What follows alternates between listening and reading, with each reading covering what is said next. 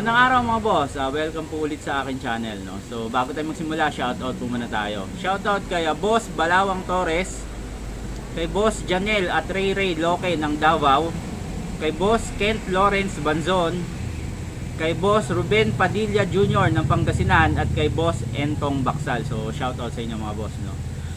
So ganun pa rin mga boss, tuloy pa rin yung raffle natin pag umabot tayo ng 5,000 subscribers, no? So mamimigay ako ng isang brand new spider helmet, no? So check nyo lang dun sa Facebook page natin yung mechanics mga boss.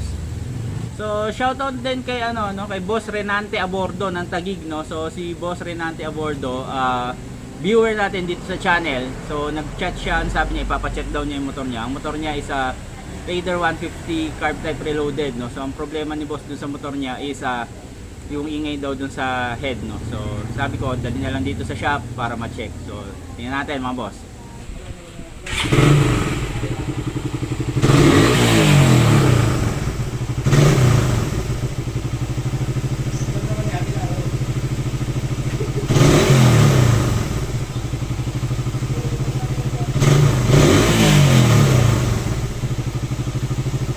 So yun yung motor mga boss, no? Kung mapapansin nyo dun sa video, meron nga siyang ingay sa makina, no?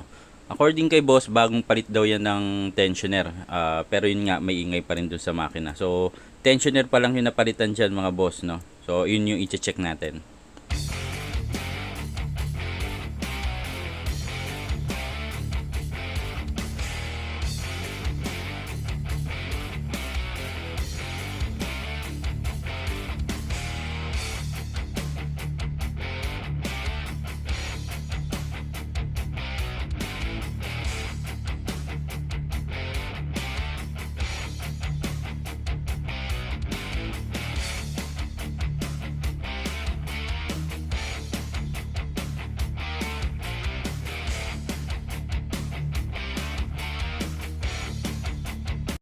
So after na sukatin yung valve clearance mga boss, no, lahat nung apat is malalaki yung clearance. So lahat yan mga boss i-re-regime.